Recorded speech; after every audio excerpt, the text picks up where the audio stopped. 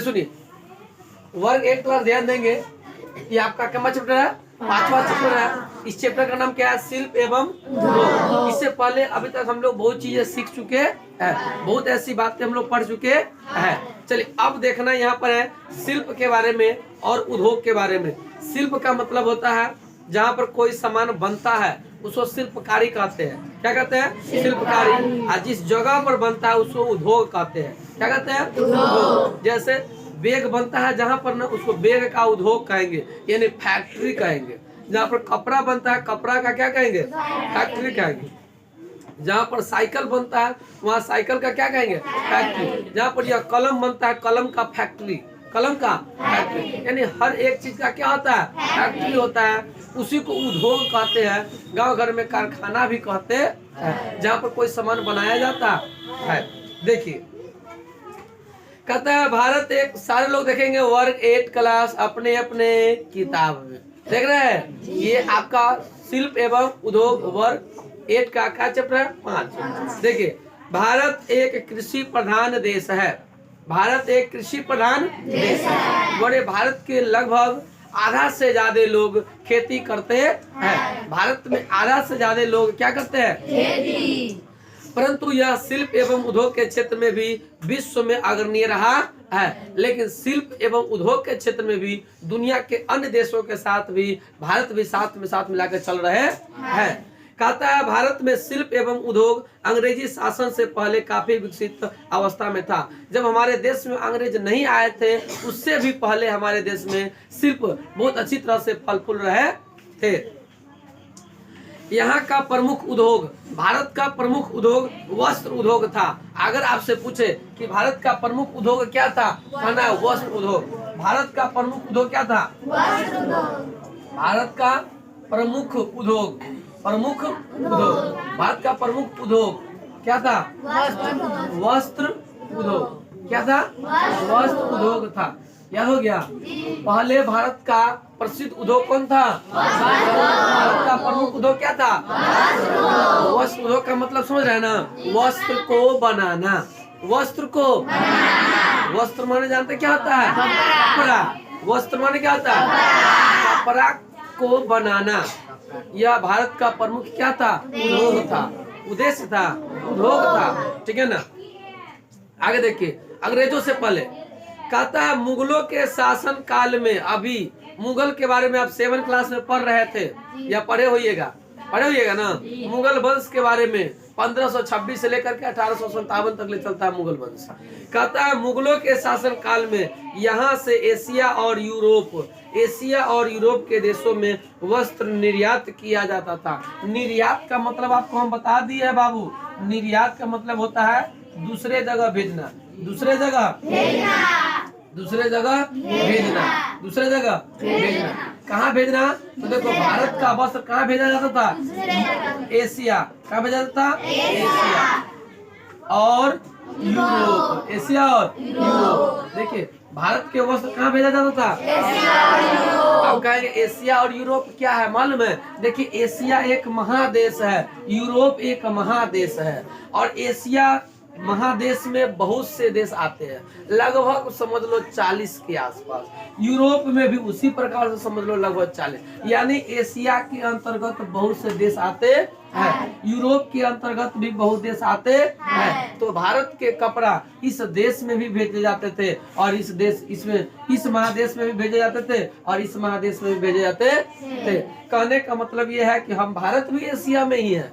भारत भी किसमें है? एशिया में। लेकिन भारत एशिया में है तो और भी भारत में, एशिया में तो देश है, उन सभी देशों में कपड़ा कहाँ से जाता था? भारत से। और यूरोप के भी कई देशों में कहाँ से कपड़ा जाता था? भारत से। आगे देखिएगा निर्यात का मतलब समझ रहे हैं ना? एक जगह से दूसरे जगह भेजना। कहता है तो भारत से वस्त्र कहाँ जाते थे? एशिया और यूरोप के देशों में। विशेषकर ढाके की मलमल। भारत में एक जगह है ढाका। भारत पहले था, जो अभी बांग्लादेश की राजधानी है, पहले वो भारत के साथ था। ढाका कौन था? ढाका का मलमल, ढाका का मलमल, मलमल का कपड़ा बड़ा अच्छा होता है। ढाका का मलमल। बंगाल एवं लखनऊ की छींट। बंगाल लखनऊ की कौन सी? छींट। बंगाल देखिए बंगाल, बंगाल एवं लखनऊ। देखो बंगाल इधर है, लखनऊ इधर है। बंगाल इधर है, लखनऊ। पश्चिम बंगाल की राजधानी कहाँ है? कोलकाता। यानी पश्चिम बंगाल को बंगाल कहते हैं और उत्तर प्रदेश की राजधानी लखनऊ। बंगाल एवं लखनऊ।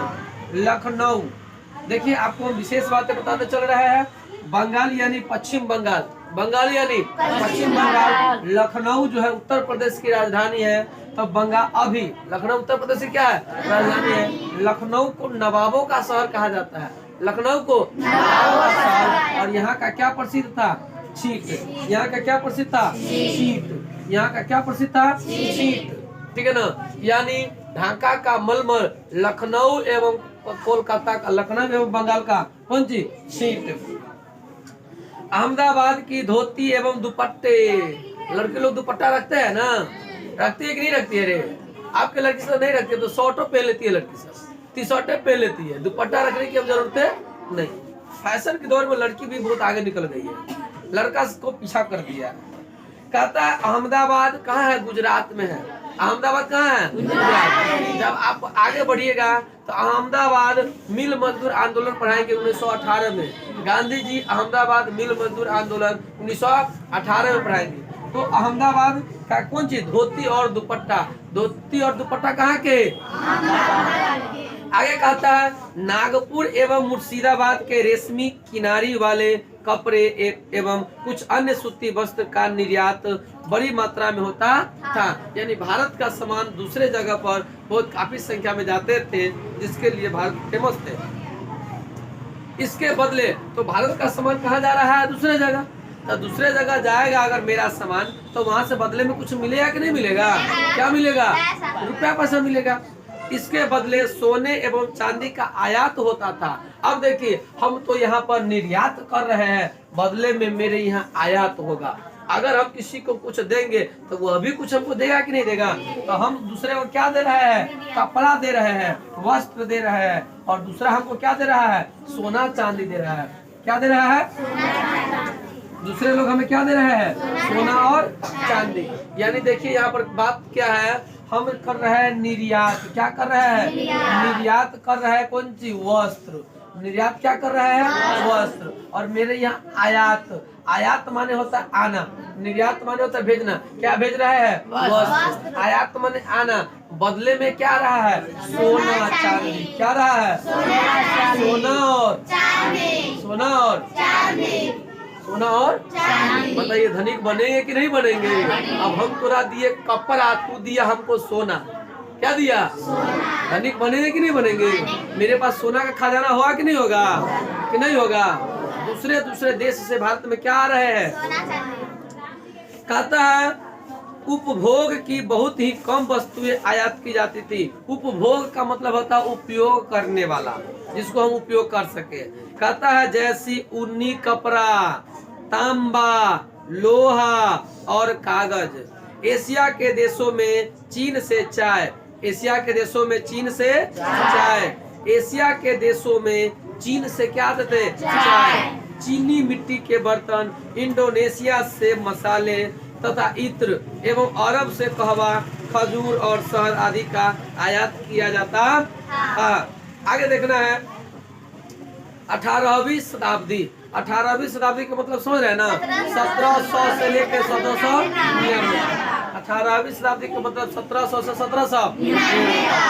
18वीं शताब्दी के पूर्वार्ध में भारतीय शिल्प एवं उद्योग की स्थिति खराब होने लगी। लेकिन पहले तो ठीक था भारत का स्थिति शिल्प के दृष्टि में, शिल्प माने सामान बनाने के दृष्टि में। लेकिन आगे चल करके 18वीं शताब्दी में क्या हुआ? भारत का स्थिति धीरे धीरे खराब होने लगा। क्योंकि एक ही आदमी सब दिन मजबूत थोड़ी ना रहता है। आप बताइए, आप सब दिन जवान रहिएगा? आप सब दिन लड़का रहिएगा? सब दिन आपका उम्र इतने में रहेगा? सब दिन आप 8वें में रहिएगा? एक दिन लड़का है, एक दिन जवान बनिएगा, एक दिन बूढ़े बनिएगा, एक दिन माटी में मिल जाइएगा। कि सब दिन एक आदमी कहीं रहेगा तो फिर और आदमी को मौका मिलेगा नहीं। अब धीरे धीरे भारत का कंडीशन क्या होने लगा? खराब होने लगा। कहता है मुगल साम्राज्य के पतन के बाद, मुगल साम्राज्य माने समझ रहे हैं ना? मुगल साम्राज्य के पतन के बाद, पतन माने होता है नाश के बाद, खत्म के बाद, राजनीतिक अस्थिरता और विदेशी आक्रमणों तथा यूरोपीय व्यापारियों के आगमन से भारतीय व्यापारी को नुकसान पहुंचाया। यानी अब यूरोप के व्यापारी भारत में आ रहा है। कहाँ के व्यापारी? आपको बता दिए पीछे के चैप्टर में, यूरोप का व्यापारी सबसे पहले पुर्तगाल के आता है, जिसका नाम है वास्को। कब आते हैं? देखिए यूरोपीय व्यापारी। अब ये बताया थोड़ा देर पहले, यूरोप क्या है? महादेश है, और यूरोप महादेश में बहुत से देश है, और यूरोपीय व्यापारी, यूरोप के व्यापारी एक देश है, वहाँ पर कौन? पुर्तगाल। यानी बहुत देशों में से एक देश कौन है? पुर्तगाल। और पुर्तगाल से कौन आते हैं?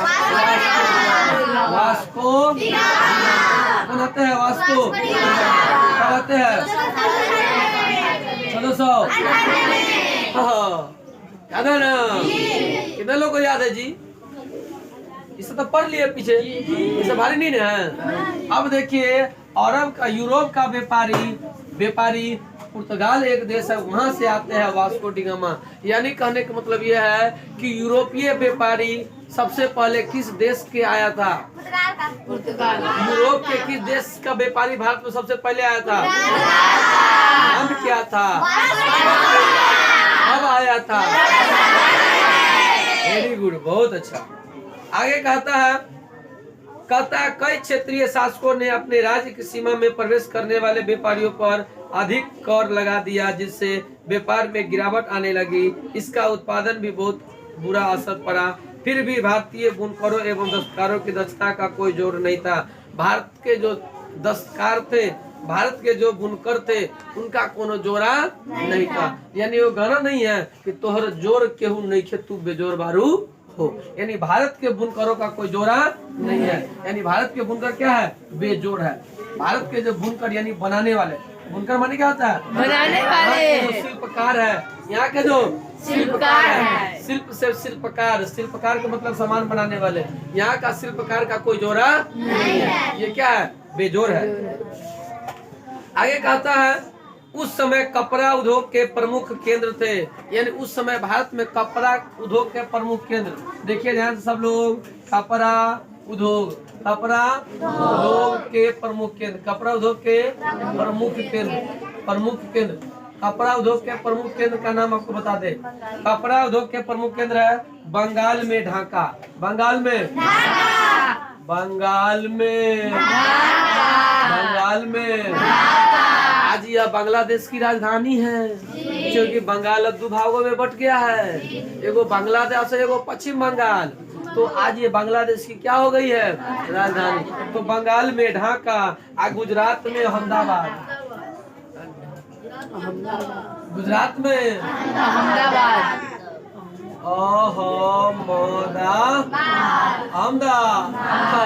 गुजरात में यहाँ के बहुत लोग सब हो तो गुजरात गए अहमदाबाद कपड़ा बनावे। कहता है सूरत और भरूच, सूरत भी है, कौन है? सूरत और भरूच, सूरत और ये भी कहाँ है? गुजरात में है। उत्तर प्रदेश में लखनऊ,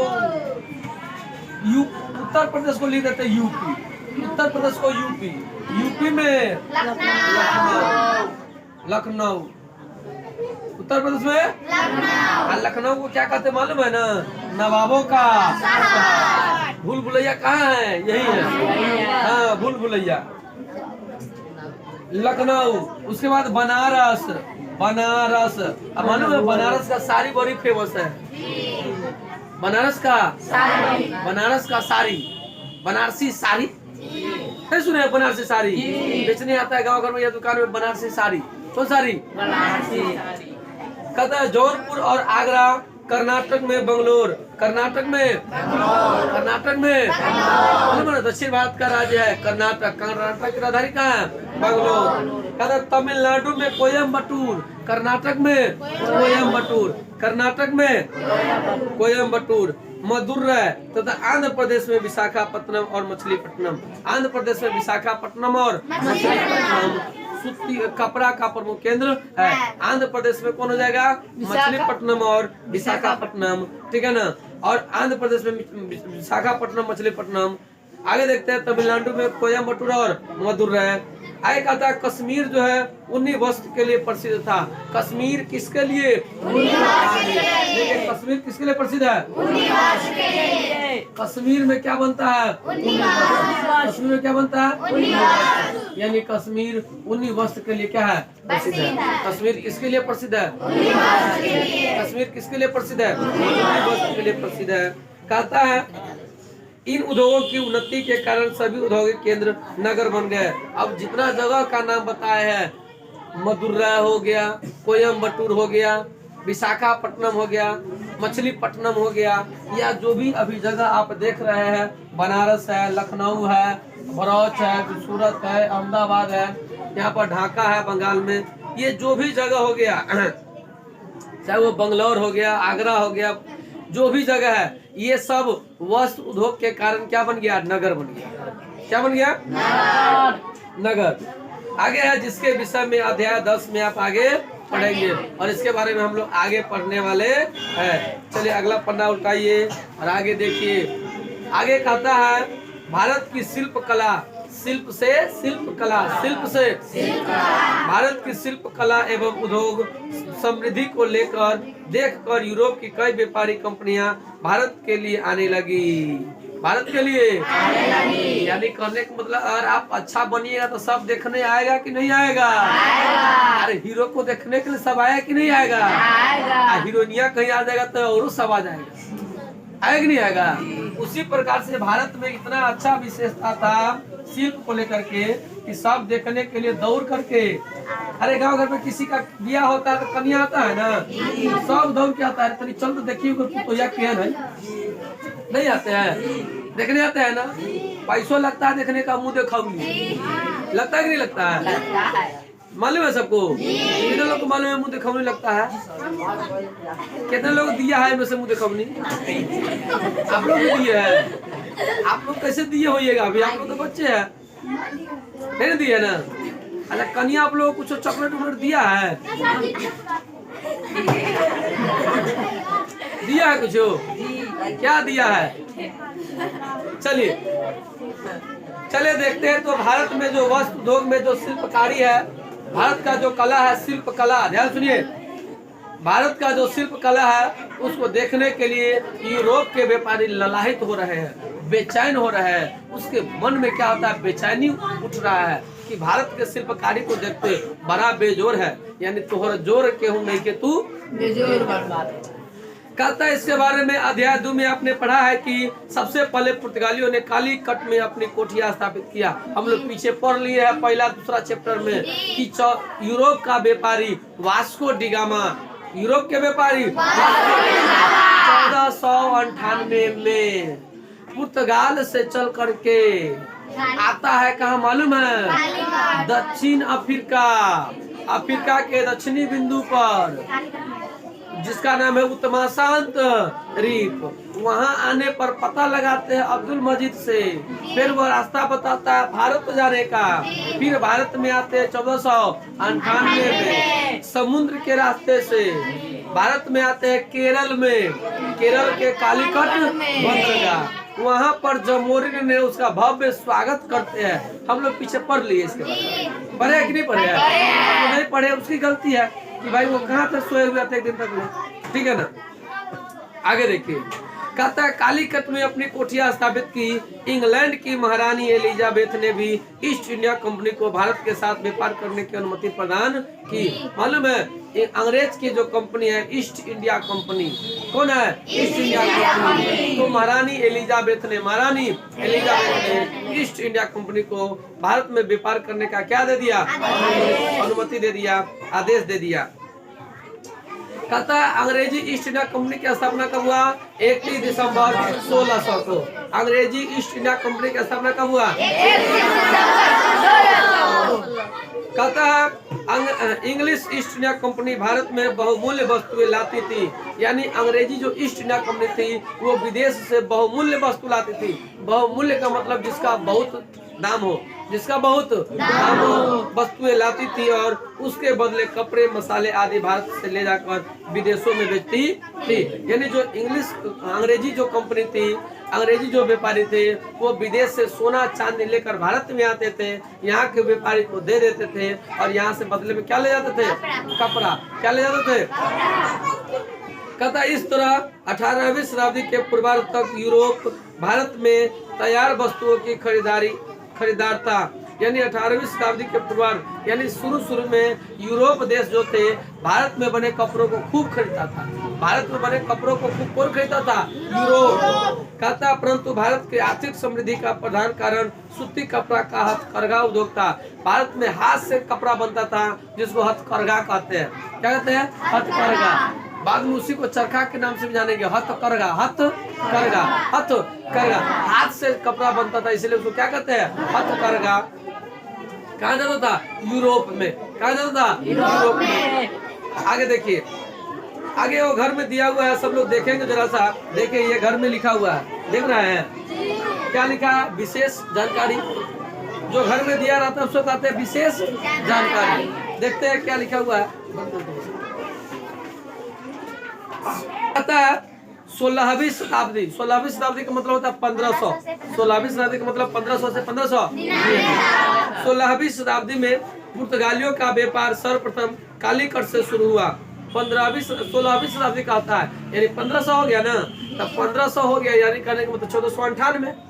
तब 1500 तो पूरी जाएगा ना 2 साल के बाद ना।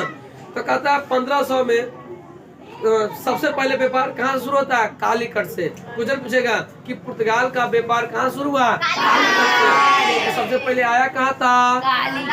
केरल के कालीकट में। कहता इसीलिए उन्होंने सूती कपड़ों को कैलिको नाम दिया। इसीलिए यूरोप वालों ने सूती कपड़ा का क्या नाम दिया? कैलिको। कालीकट से नाम दे दिया कैलिको। कालीकट से नाम क्या दिया? कैलिको। कहता इस तरह बारीक सूती कपड़ों को यूरोप के लोगों ने सर्वप्रथम अरब व्यापारियों के पास इराक के मोसल नामक शहर में देखा था। यानी यूरोप के जो लोग थे, कहाँ के लोग? यूरोप के। कहाँ के लोग? यूरोप के। वह बारीक सूती कपड़ों को कहाँ देखा था? मोसल नामक शहर में देखा, क्योंकि यूरोप के लोग भारत में आते थे और यहाँ से कपड़ा ले जाते थे। अब इस कपड़ा को कौन देखा? यूरोप वाले। किसने देखा? यूरोप वाले ने अरब के व्यापारियों से देखा। कहाँ पर? मोसल में देखा। कहता जिसकी वजह से बारीक बुनाई वाले सभी सूती कपड़ों को उन्होंने मसलिन नाम दिया। तो यूरोप वाले ने जो एकदम में कपड़ा बुना था उसको क्या नाम दिया? मसलिन। क्या नाम दिया? इस संदर्भ में भारतीय कारीगरों के कौशल का अनुमान इसी से लगाया जा सकता है कि 20 गज लंबे और 1 गज चौड़े बढ़िया मलमल के टुकड़े को एक अंगूठी में से निकाला जा सकता था और इसे बनाने में 6 महीना समय लगता था। 1 गज लंबा 1 गज चौड़े बनाने में कम महीना लगता था? 6 महीने। जरा सोच के देखो कितना टाइम लगता था, कितना बारीकी से कपड़ा को क्या करते थे? तैयार करते थे। भारत के शिल्पकार, भारत के कारीगर। तो भारत के शिल्पकार कौन? शिल्पकार। भारत का शिल्पकार बेजोर है कि नहीं है? भारत का शिल्पकार बेजोर है कि नहीं है? सबों के दिलों में राज करने वाला कौन है? भारत का शिल्पकार। ठीक है ना? और जो सबके दिल को जीत लिया वो दुनिया को जीत लिया।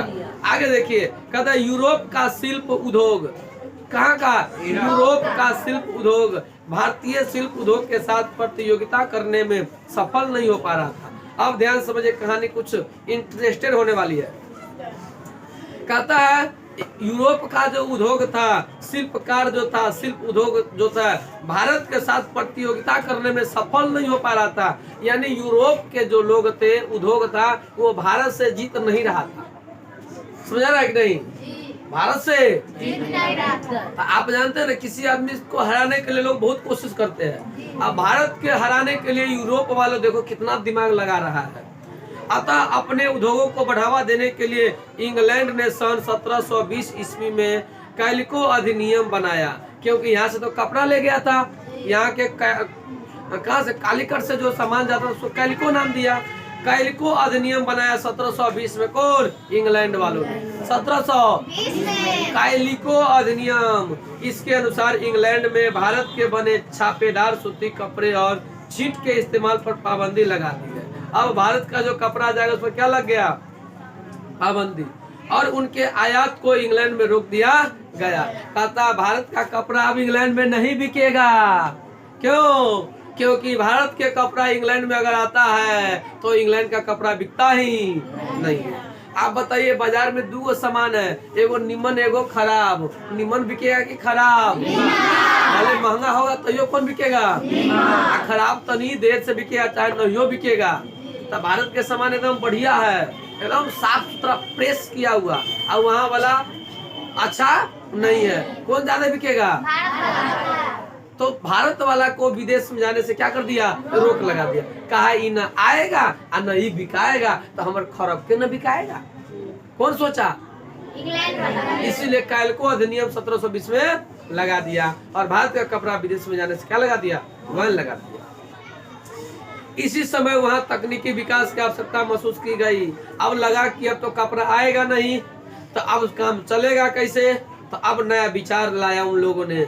अब वहाँ के वैज्ञानिकों के द्वारा किए गए आविष्कारों ने, अब वहाँ के वैज्ञानिक ने एक नया बात सोचा, क्या किया जाए तो भारत से अच्छा कपड़ा तैयार किया जाए। वहाँ के वैज्ञानिकों ने एक नया आविष्कार किया, उद्योगों के क्षेत्र में एक बहुत बड़ी क्रांति ला दी। और वहाँ के वैज्ञानिकों ने दिमाग लगा करके ऐसा उद्योग बनाया कि कपड़ा के क्षेत्र में क्रांति ला दिया। क्या ला दिया? क्रांति ला दिया। कहते जिसके विषय में आप अध्याय 1 में पढ़ चुके हैं, औद्योगिक क्रांति।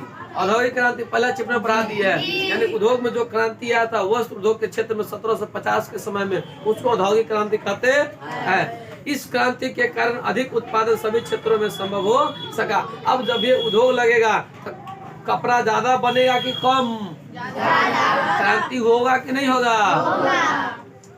कहता है अब ज्यादा कपड़ा बहुत कम कीमत पर इंग्लैंड में तैयार होने लगा। अब ज्यादा से ज्यादा कपड़ा भी बनने लगा, कम रुपया लगने लगा। अब बताइए, एक आदमी कपड़ा बनाएगा 1 महीना में, क्या महीना में? 1 महीना में। अब मशीन 1 दिन में बनाता है 10 गो। अब 1 महीना में एगो कपड़ा जो बनेगा सस्ता होगा कि महंगा होगा? और 1 महीना में 500 कपड़ा यहाँ तैयार हो रहा है, सस्ता होगा कि महंगा होगा? यानी मशीन से बनने वाला कपड़ा क्या हो गया? और हाथ से बनने वाला कपड़ा क्या हो गया? हम लोग सस्ता खरीदेंगे कि महंगा? लोग तो सस्ता खरीदता है, तनी सरलो रहेगा तो कोई बात नहीं, चल जाता है। सस्ता है न रे, चल जाता है। लोग क्या खरीदना चाहता है? सस्ता खरीदना चाहता है। और वहाँ पर इंग्लैंड में उद्योग लग गया। उद्योग के वजह से इतना सामान बनने लगा कि भारत बहुत कहाँ रह गया? पीछे रह गया। क्यों? क्योंकि भारत में उद्योग तो था ही नहीं। कहता है मैनचेस्टर एवं लंकाशायर वस्त्र उद्योग के बड़े केंद्र बन गए। यानी मैनचेस्टर एवं लंकाशायर, इंग्लैंड का यह जगह है लंकाशायर। कहता है आगे देखिए, तो औद्योगिक क्रांति की शुरुआत कहाँ होती है? इंग्लैंड में। क्वेश्चन पूछेगा, औद्योगिक क्रांति की शुरुआत कहाँ होती है? औद्योगिक क्रांति की शुरुआत कहाँ होती है? जब आप मैट्रिक में जाइएगा 2 साल के बाद, तब वहाँ पर क्वेश्चन पूछेगा कि औद्योगिक क्रांति की शुरुआत कहाँ होती है। आगे देखिए, इसके बावजूद भी भारतीय कपड़ों की मांग यूरोप के बाजार में बहुत अधिक थी। इसके बावजूद भी यूरोप में कंपनी लग गया, फिर भी भारतीय के कपड़ा का डिमांड ज्यादा है। कैला तो जो आदमी पड़ी गया है, जो बिलाई पड़ी गया है, दूध पीना हुआ आएगा कि नहीं आएगा? जिसको चस्का लग गया है वो छोड़ेगा? यानी भारत के कपड़ा का वो लोग दीवाने हो गए हैं। क्या हो गए हैं? दीवाने। होगा नहीं है, तेरे लाखों है दीवाने, तेरे लाखों है ना? होगा ना? तो भारत के कपड़ा का दीवाना कहाँ के लोग हैं? यूरोप के लोग हैं। 19वीं शताब्दी में सूरत एवं अहमदाबाद में पटोला बुनाई वाले कपड़े बड़े तैयार किए जाते थे, जिसका विदेशों में निर्यात होता था। इसी तरह बारीक मलमल एवं जामदानी बुनाई की जाती थी, जिस पर करघे से सजावटी डिजाइनें बनाई जाती थी। आमतौर पर इसमें सूती और सोने के धागे का इस्तेमाल किया जाता था। ढाका तथा लखनऊ इस तरह के बुनाई के केंद्र थे। इन कपड़ों को यूरोप में बड़े बड़े घर के लोग तथा रजवाड़े परिवार के लोगों द्वारा बहुत अधिक पसंद किया जाता था। यानी देखो, महंगा कपड़ा गरीब खरीदेगा कि अमीर खरीदेगा? जरा सोचो, गरीब कि अमीर? अब इंग्लैंड में जो राजा रजवाड़े लोग हैं वो क्या करेगा? महंगा कपड़ा खरीदेगा कि नहीं खरीदेगा? खरीदेगा कि नहीं खरीदेगा? तो भारत का कपड़ा महंगा, तो यूरोप वाले उसको खरीदेगा कि नहीं खरीदेगा? कौन खरीदेगा? वहाँ का राजा रजवाड़े, राजा धनी मनी परिवार। इसलिए महंगे होने के बावजूद भी इनकी मांग विदेशों में बहुत अधिक थी। कुछ जन पूछेगा कि भारत का कपड़ा महंगा होने के बाद भी यूरोप के लोग अधिक क्यों खरीदते थे? इसका कारण ये था कि वहाँ पर जो राजे रजवाड़े थे उनको यहाँ का कपड़ा बहुत पसंद आता था, इसीलिए इस कपड़ा को क्या करते थे? खरीदते थे। आगे देखते हैं। भारतीय उत्पाद की बढ़ती हुई मांगों को देखकर सन 1813 में इंग्लैंड की सरकार द्वारा मुक्त व्यापार की नीति अपनाई गई। अब इंग्लैंड में क्या हो रहा है? देखिए, भारत का कपड़ा का डिमांड ज्यादा बढ़ रहा है। कहाँ पर? इंग्लैंड में। इंग्लैंड में भारत के कपड़ा का डिमांड क्या हो रहा है? इसके लिए इंग्लैंड सरकार ने 1813 में मुक्त व्यापार की नीति अपनाई। फ्री व्यापार होगा। अभी तक सिर्फ अंग्रेजी ईस्ट इंडिया कंपनी को ही भारत के साथ व्यापार करने का अधिकार था और मुक्त व्यापार नीति ने सभी अंग्रेजी उद्योगपतियों के लिए भारत में व्यापार करने की स्वतंत्रता प्रदान कर दी। मुक्त व्यापार नीति का मतलब होता है कि कोई भी आदमी जाकर अब क्या करेगा? व्यापार। कोई भी आदमी अब जाकर क्या करेगा? व्यापार करेगा। ये नहीं कि खाली हम अकेले जाएंगे, जिसको मैंने सब चलो, सब दरकार चलो, ऐसे चलो, सारे लोग जिसको पैसा है चलो व्यापार करो, कोई हर जा नहीं है। लेकिन पहले रोक था, हम सिर्फ जाएंगे, सबको जाना। पहले घर जाना था। घर जाना मतलब एगो, आज चूल्हा नेवार मतलब सब चलो, समझ रहा है ना? चूल्हा नेवार तुम लोग समझता है ना? सब है। कहता इस नीति का सबसे प्रहार भारत के वस्त्र उद्योगों पर पड़ा, क्योंकि अब वहाँ के सारे व्यापारी कहाँ आने लगे? सारे उद्योगपति कहाँ आने लगे? अब वो अपन उद्योग लगाएगा भारत में। कहता है अब इंग्लैंड के सूती वस्त्र उद्योग को विकसित करने के लिए भारत निर्माताओं के साथ आयात निर्यात करने में भेदभाव का सिलसिला शुरू हुआ। अंग्रेजी सरकार का यह उद्देश्य था कि ऐसे कानूनों को बनाया जाए जिनके सहारे भारत से कच्चे माल का आसानी से निर्यात किया जा सके और तैयार माल को भारत में बेचा जा सके। अब देखिए यहाँ पर गड़बड़ हो गया। क्या हो गया? गड़बड़। अब इंग्लैंड वालों ने विचार क्या किया कि इंग्लैंड का मशीन चलो भारत में लगाते हैं। इंग्लैंड का कारखाना कहाँ लगाते हैं? भारत में। अन्य तक इंग्लैंड में बनाओ, आज सामान को ले चल के भारत में बेचेंगे। क्यों? क्योंकि भारत का सामान भारत में बनता है तो बिकाता है 1000 में, हमसे बेचेंगे 2100 में।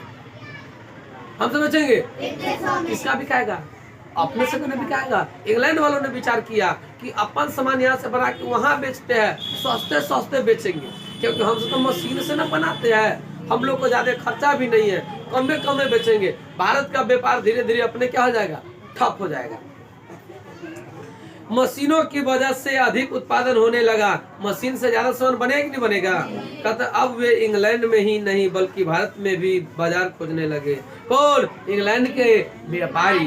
कहता है ताकि उनके उत्पादित कपड़ों की खपत हो सके, अतः इंग्लैंड के व्यापारी अब इंग्लैंड का कपड़ा लेकर भारत में बेचने के लिए आने लगे। अब इंग्लैंड में उद्योग है, इंग्लैंड में कपड़ा बन रहा है, अब उसका कपड़ा बिकाने कहाँ आएगा? अब भारत में। कहाँ आएगा?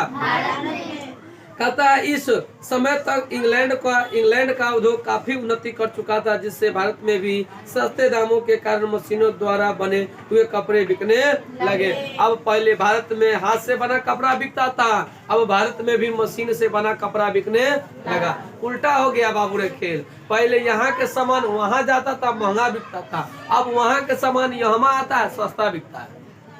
उल्टा हुआ कि नहीं हुआ? पासा पलट गया। पासा क्या हो गया? पासा यहाँ के सामान वहाँ जाता था, सस्ता कि महंगा? अब वहाँ के सामान यहाँ आता है, सस्ता कि महंगा? क्या हो गया?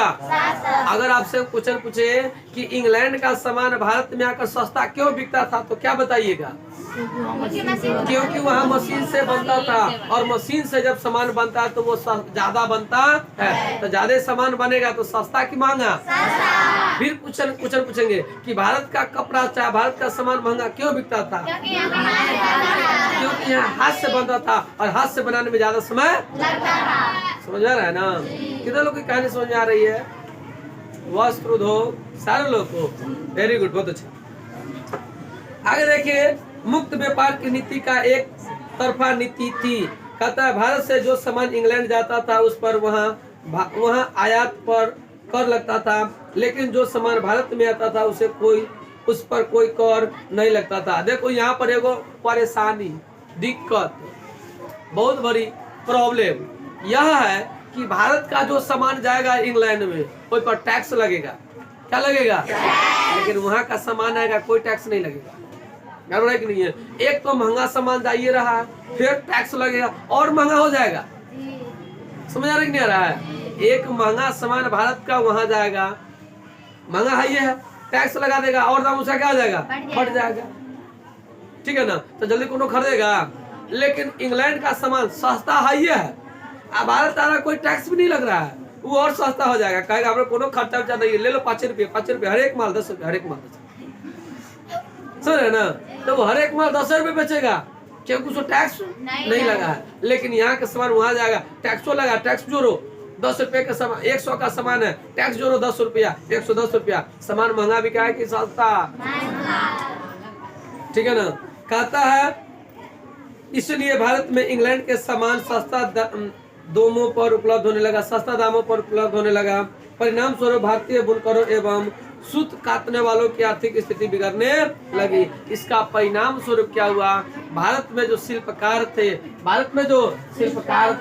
कपड़ा बनाने वाले थे, अब उसका कपड़ा ज्यादा बिक रहा है, अब उसका स्थिति अच्छा हो रहा है कि बिगड़ रहा है? यानी भारत के शिल्पकारों का स्थिति अब धीरे धीरे क्या होते जा रहा है? बिगड़ते जा रहा है। ठीक है ना? चलिए, भारत के शिल्पकारों का स्थिति तो बिगड़ते जा रहा है, आगे कल दिखाएंगे क्या? चलिए, आज के लिए यही पर रुकते हैं।